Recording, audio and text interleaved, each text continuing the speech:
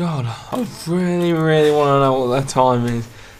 God, Jack, can you tell me what the time is? I don't know, but maybe Tom can tell us. I don't know why you just don't get a watch. But ladies and gentlemen, it's podcast time. Hello and welcome to one of the last episodes of the first series. We will be back for a second series, don't you worry. Yes, come on! Yeah! I can hear him saying. I can as well. The millions and millions of bloody blah fans out there who are just, I know you're going to miss us, but don't worry, we'll send you a card over Easter. Anyway, welcome to Blah Blah with me, Tom Feeney. Me, Dale Harris. and me, Jack Elliott. I think we should start the show, and today's show, we are going to do this as a tribute to Fabrice Mamba. We hope that the progress he's made so far, he keeps that up.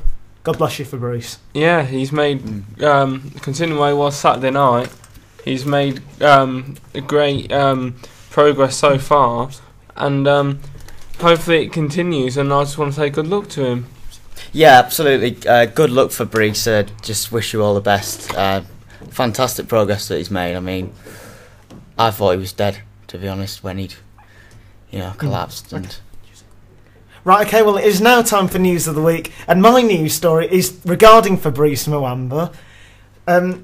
Basically, what we're going to look at is, I've been trying to set up a little campaign regarding should the English Premier League look at getting screenings for heart conditions like they do in Serie A. Mm-hmm. In the Serie A, in September, they have a screening, and I think it's in February they have a screening, and they've had one reported heart scare since they started, because players who were found out to have this the condition. Hokum. Yeah, I don't know what you're on about. The condition's called Hokum. Oh, is it? Okay. I thought it was just the tightening of the heart muscles. Is that what it's called? Yeah, it stands. I'm not entirely sure what it stands for. Hydrocardiomyopathy, I think. It affects about one in. It only affects 0.2% of the UK's population, but sports players are at particular risk, because what basically happens is, due to sports players doing so much exercise, the walls of their heart get so thick that they stop the blood passing through your body. Well, I think one player I would like to talk about is Shane Long. He revealed that a few months ago he actually was diagnosed with what Fabrice Mamba had. He had he couldn't really breathe properly. His heart was going a million miles an hour, and he luckily he was treated. But it wasn't identified. They said that he pulled his hamstring rather than what he had. Yeah. Probably because of the family. Dale, you seem like you want to have a word about this. Well, I was just saying, at the time, when I heard about Mamba, it brought me back to and I saw Mott Vivian Fowey go down. I also saw, I think it's a Russian player that went down. Of course, is it Puerta, the former Sevilla player? And I think there's one for Hinckley as well. So it's not as uncommon as you think, but it is strange though, because these are super fit individuals, and it's not always picked up. It's something a bit hidden. So I wonder how they're going to manage to pick these things up. Well, Antonio Puerta died for Sevilla. As you said, he died on the pitch. And it was a game, a Spanish league game. I'm sure. Yeah, I read something that he walked off the pitch, but then he collapsed again, and then went to hospital and died there. I think you're right, actually, because I remember watching that a few years ago. And I've told you two about when although he survived, Clive Clark collapsed away in Nottingham Forest, and as the pause, for the start it was just confusion, and then they didn't give you the full story, the managers, for start, but obviously for privacy reasons. Yeah. But then once you found out what it was just hoping he was going to pull through, and luckily he did. But he never played a game, which we'll remember ever play again if he recovers. Well, I think that's a fantastic question. I'll just say Puerta, who unfortunately passed away. He actually got up like you said, and he got to the changing rooms, but he collapsed in the changing rooms. Then was resuscitated in the hospital, but then again had a cardiac arrest. So awful incident. And Peretta was going to be a dad 6 weeks after he died. Fabrice Muamba, of course, has a small son.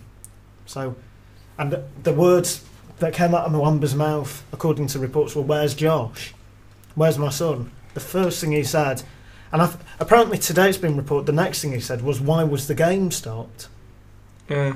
So I think that just shows you what kind of guy Fabrice Muamba is. He's been known as a really determined individual, quite quiet, hard-working, and somebody who is, I think his dad's given permission, with Muamba's blessing, that Bolton v Blackburn happens on Saturday. I don't think it's a question of I don't think there's been a question of the Bolton players that quasi partly, but out of respect for Muamba won't play. I don't think they felt like playing, because how would you after that? Well, Howard Webb was in tears as well. Well, I've got to say that people criticise Howard Webb for decisions he makes. In my opinion, he handled that brilliantly. And to be honest, I give credit to the Tottenham fans. I give credit to the Tottenham players, the Bolton players, the Bolton fans. This has been a case where football has united. But it's a sad state of affairs if it takes something serious as this to unite football fans. I've always said that the football fans, they take things too seriously. Look, the sick chants, and like they did about I think the Derby fans about the Forest owner, those sick chants. Chanting about football, but not about personal things and that. That's. Well, I think I'm a Celtic fan, and I know when it really does get over ball and overheat. And the story I've got is I was walking down the street in Glasgow, and a guy came up to me and he said, "Who do you support?" I recognised, luckily, he was wearing blue socks with a little Rangers symbol on. I said, "Oh, I'm a Rangers fan." And he said, "Good job, because if you were a Celtic fan, I'd have had you." And that is the sad state of affairs between the Rangers and Celtic, especially. A few years ago, I just before I get there was an England fan and his 10-year-old son, I think, in Scotland just visiting, and they both got beat up for wearing England shirts. Jack, you were going to say something? I was just going to say that 3 years ago I went to Newcastle Middlesbrough derby, and someone tried to throw a flare at me. Missed, luckily enough. I think all these rivalries, in my opinion, football is football. And in my opinion, it should stay like that. And I hope there will be a day where, you know what, and this is what annoys me, is when these idiotic fans who say, "Oh, I hate him, they don't understand that the managers get on. Nearly all the managers will get on. And the players as well. Neil Lennon and Ali McCoy had a little confrontation. We saw it last year. But afterwards, apparently, they were in the pub. They shared a glass of wine in Ali McCoy's in Neil Lennon's office afterwards. But this is what I love about rugby. I've thought for last year has been less Tiger season to get older. Every time I go down, even like with the big rival fans like Northampton or Wasps or whatever, you can stand during the match having a bit of banter with them, talking to them, and afterwards, shake their hand or unlucky, whatever. And then, there's no animosity there. Well, I will just say something as well, because I'm a Leinster fan, and I've experienced that. But I think there are also parts of football which are like that. The Airtricity League in Ireland. I went to a game where I was the only away fan, and it was Galway United, who, I'm a massive fan of Galway. They've gone out of business. Hope to God one day they come back, hopefully soon. But I was the only away fan, and the amount of banter I had with the home fans. I think we lost 4-1. But afterwards, people were coming up to me and saying, I've got a lot of respect for you for sitting there on your own. Can I get you a pint? And I think that's how it should be. With exchange compliments, and you get on with it. There was none of this where I'm saying, "Oh, your team, your team cheated us, so I'm going to now try and hit you." There's none of that, and I just hope that football can gain the ethics that rugby has.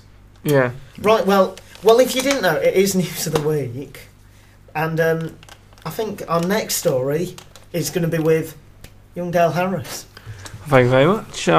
It's about the Queen carrying on her Diamond Jubilee celebrations.